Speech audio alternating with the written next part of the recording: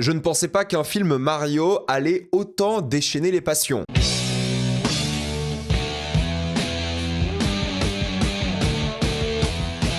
Super Mario Galaxy, le film. Comme d'habitude, jusqu'à la minute indiquée dans le titre de la vidéo, il n'y aura pas de spoilers, parce que c'est tranquille, après on va tout spoiler. Super Mario Galaxy, le film, raconte l'histoire d'Harmony qui s'est faite kidnapper par Bowser Jr. Mario, Luigi et Peach doivent la sauver avec l'aide de quelqu'un de très particulier. Bowser. Vous m'excuserez, je suis grave en retard pour la critique de ce film, j'étais en vacances, voilà, c'était mes seules grosses vacances de l'année. Là, je serai présent pour toutes les grosses sorties normalement sans problème. Mais oui, il faut quand même parler de Mario Galaxy qui crée beaucoup de débats en ligne. C'est un film qui semble assez anodin parce que c'est entre guillemets pour les enfants, c'est une suite directe à l'énorme succès qui était le premier il y a quelques années, mais le film a vraiment déchaîné les passions sur les réseaux entre les fans de jeux vidéo qui regardent peut-être pas beaucoup de films ou les fans de cinéma qui sont peut-être un peu déçus par l'œuvre. Bref, il y a beaucoup de débats qui sont lancés, qui sont même philosophiques à certains moments sur comment on note les films, ce qu'on pense de ce genre d'œuvre, est-ce que le fait d'être pour les enfants le dédouane de pas mal de défauts. Bref, il y a plein de débats auxquels je vais répondre aussi dans cette vidéo, mais j'avoue qu'il n'y a pas beaucoup de gens qui parlent de la qualité intrinsèque du film. Et ce qui m'intéresse aussi, moi, aujourd'hui, c'est vraiment de parler de est-ce que le film est bien, pourquoi il divise, pourquoi est-ce que les gens sont un peu déçus, pourquoi les gens adorent. Je vais vous expliquer tout ça ici. Avant de commencer cette vidéo, j'aimerais remercier le partenaire officiel de celle-ci, Cyborgos VPN et ses 38 millions d'utilisateurs et presque 5 sur 5 sur Trustpilot. Vous les connaissez, c'est le meilleur moyen de soutenir la chaîne et c'est un service que j'utilise tous les jours. C'est simple, je vous mettrai dans la description le code épinglé un site internet qui vous dit dans quel pays se situe le film que vous voulez regarder. Ensuite, vous changez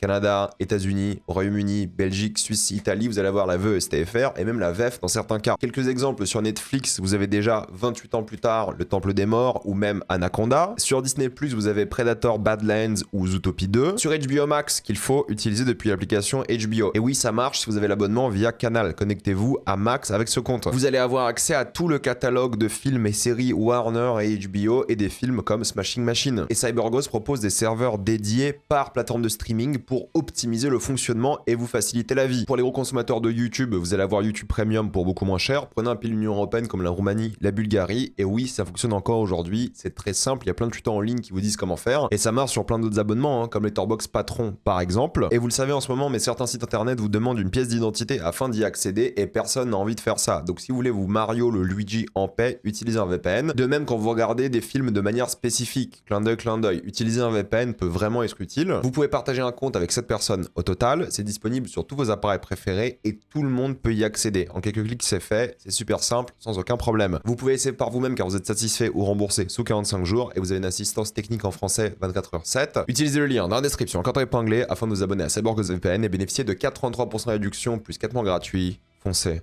sur l'offre. Cette fois-ci, nous n'allons pas découvrir l'univers de Mario du point de vue de Mario et Luigi comme dans le premier film, mais nous allons suivre les mésaventures de Mario, Luigi et Peach qui sont à la recherche donc de Rosalina ou Harmony en version française et donc ces deux intrigues séparées qui vont avoir lieu, Peach et ses personnages qui vont l'entourer, Mario, Luigi, Yoshi et Bowser, tout ça pour un objectif commun. Et c'est peut-être là mon plus gros problème avec le film déjà, c'est sa structure narrative et visuelle.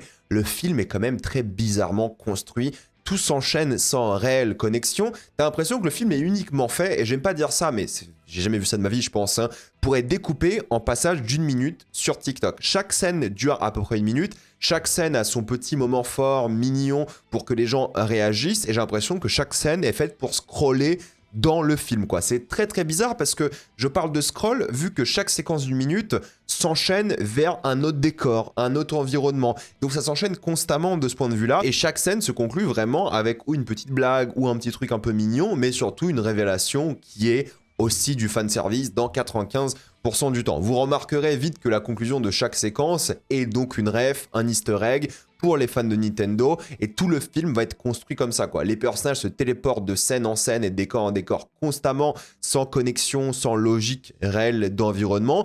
Tout ça pour, je pense, moi, cocher des cases et plaire à toutes les démographies, enfants, adultes et les fans de la licence qui célèbrent ses 40 ans justement cette année. Et c'est mon problème, c'est que du coup ça manque d'arc narratif, ça manque d'histoire, il n'y a pas grand chose à se mettre sous la dent dans le film, mis à part justement ces clins d'œil. Et le film a envie que les gens réagissent à chaque séquence par pure nostalgie, quoi. J'ai jamais vu un film d'animation exister uniquement et purement pour exciter le cerveau d'enfants ou de fans, quoi. quand vous réfléchissez à ce qui s'est passé dans le film, émotionnellement, narrativement, il n'y a rien. Non mais vraiment, il n'y a rien de ce point de vue-là, c'est un enfer.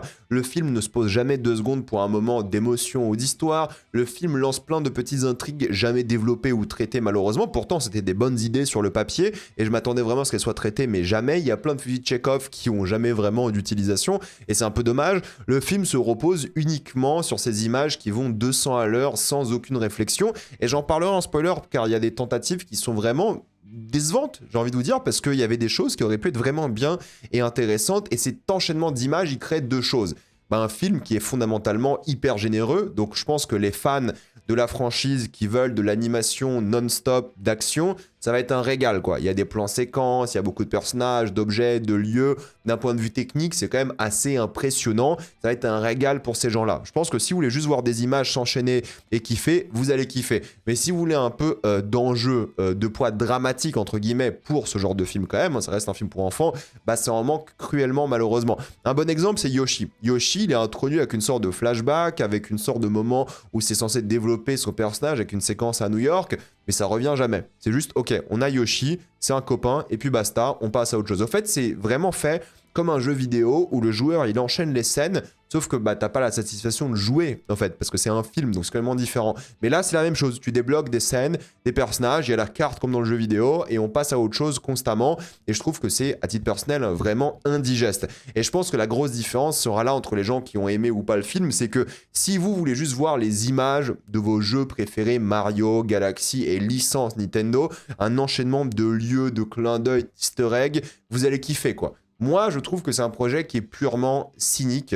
C'est du fan service slop. Et moi, je trouve que c'est vraiment le gros problème d'Hollywood aujourd'hui. C'est de sortir un film qui a ni âme, ni identité, qui est juste bourré de fan service, de licence, pour exciter les 2-3 fans et les enfants, et puis basta, quoi. C'est un projet qui est là pour satisfaire non pas une recherche émotionnelle, narrative ou artistique, mais juste dire, ok les gars, c'est les 40 ans de Mario, mettez tout ce qu'on a de Nintendo, qu'on a pour l'instant en tout cas, parce qu'ils veulent faire un film Smash Bros, hein, ça se ressent comme pas possible, et des spin-offs, et oui, les gens vont dire, oui mais c'est bien animé, c'est joli. Oui, c'est bien animé, c'est joli si vous voulez, mais pour raconter quoi? Honnêtement, à titre personnel, je trouve que rien du tout, c'est du slop visuel que bah, un enfant va regarder dans sa voiture lors d'un trajet un peu trop long. Et ça, moi, ça me déçoit. Et c'est dommage, hein, car en termes de réalisation, bah, le film va assez loin dans le facteur waouh, quoi. Il est là pour impressionner, il y a tellement de choses qui se passent à l'écran, des travelling tout le temps, des plans séquences. C'est là pour faire voyager en théorie. Malheureusement, on ressent pas vraiment l'aventure parce que tout s'enchaîne, il n'y a pas vraiment cette vibe galaxie. D'ailleurs,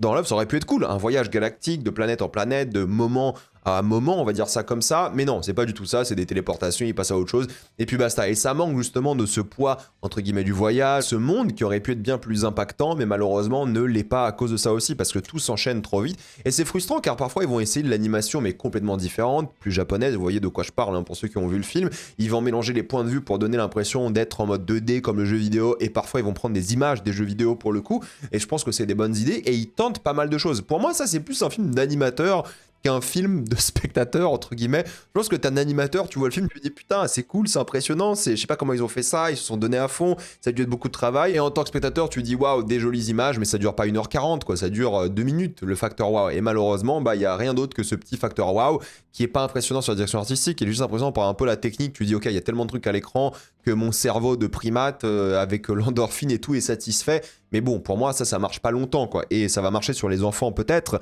mais si tu réfléchis 2 secondes au film, ça marche pas du tout, quoi. Et ils vont jouer à fond sur la musique cette fois-ci, parce que le premier était critiqué de l'utilisation de la musique, genre de Thunderstruck, des AC/DC, je crois qu'il y avait Africa de Toto aussi, bref, ils étaient vraiment critiqués sur les choix de musique vraiment populaires. Et là, ils ont complètement arrêté ça, ils ont pris de la musique orchestrale tout le long, et pendant 1h30, il y a que de la musique, quoi. Ça s'enchaîne, c'est non-stop de la musique, et moi, je trouve ça un petit peu indigeste, et je trouve que les thèmes qui ressortent sont pas des thèmes du film forcément, mais des thèmes du jeu vidéo, et c'est ok, quoi. C'est mieux que l'alternative AC/DC, tout ça, mais je trouve que là, il y en a tellement de la musique, ça en fait tellement des caisses que ça enlève, encore une fois, un peu de charme et bah, d'ambition à la composition orchestrale. Vu qu'il y en a tout le temps, partout, non-stop, bah, ça enlève un poids à ce truc et c'est un petit peu dommage. Ça s'enchaîne et encore une fois, c'est plus des refs à la musique des jeux que bah, la musique en soi des films. Et j'avais vraiment, encore une fois, cette triste impression de scroller à travers un film, ce qui est vraiment dommage, hein. Chaque séquence me semblait millimétrée pour créer de l'engagement sur les réseaux. Et je pense qu'Illumination, ils méritent de bosser sur des bons projets parce qu'ils ont du talent, c'est des bons animateurs. ils font un bon travail, mais putain, les histoires qu'ils font à chaque fois, et sont gaze, hein, disons les choses. À Illumination, ils n'ont pas vraiment fait de grands films pour l'instant. Ils font juste des films de commande, t'as l'impression. C'est un mec qui écrit l'histoire, on passe à autre chose. Ça va faire 1,5 milliard, et puis basta. Et tant mieux pour eux, j'ai envie de vous dire. Mais franchement, j'ai juste l'impression de voir un enchaînement de séquences pour préparer des spin-offs, pour satisfaire à la fois le gamin de 45 ans, parce que dans sa tête, c'est peut-être encore un gamin, et en même temps, bah, cet univers connecté qui mène clairement de plus en plus vers un Nintendo-verse d'animation et un Smash Bros, quoi. Donc j'aurais aimé passer plus de temps avec les personnages, les développer, avoir plus de moments avec eux, entre eux.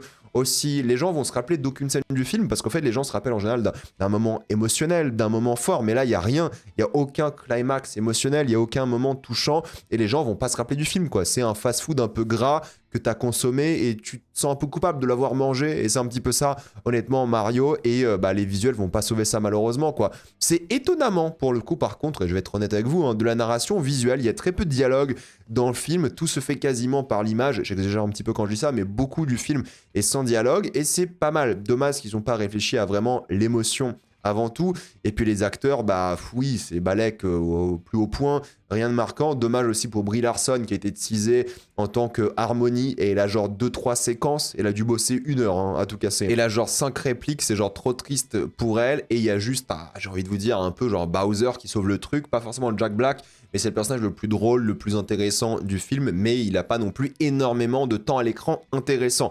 Donc oui, les acteurs, bah vu qu'il y a pas beaucoup de dialogue, ils ont dû être présents pendant 1 jour de travail et puis basta. Et c'est pas grave en soi, parce que moi je trouve que la narration visuelle c'est une meilleure chose que toujours avoir des dialogues, mais il faut un équilibre, narration visuelle mais aussi au service de l'émotion, ce qui n'était pas le cas je trouve dans ce film malheureusement. Et en termes de thématique, bah, c'est un peu dommage parce qu'il va tacler plein de trucs qui en théorie auraient pu être sérieux. D'un côté t'as un personnage qui essaie de se retrouver dans ce monde avec Yoshi par exemple, d'un autre côté t'as Mario qui veut sortir avec Peach et t'as quelques petites phrases et séquences sur ça, mais c'est très léger. T'as Bowser qui a une potentielle rédemption, c'est le début du film, c'est pas un spoil. T'as aussi la relation avec son fils, Bowser Jr., sur le pardon, sur le fait de changer, sur le fait de voilà d'être un meilleur père et tout. Il y a une relation entre 2 sœurs aussi. Il y a 1000 trucs qui sont jamais traités malheureusement, qui auraient pu avoir un cœur émotionnel, quoi. S'il y avait plus de moments qui étaient ou sur le flirt Mario Peach pour faire rigoler, un truc un peu mignon et tout, et en même temps la relation père-fils Bowser et Bowser Jr., ou même la confrontation Mario-Bowser sur est-ce que Mario pourrait pardonner, donner sa chance à Bowser.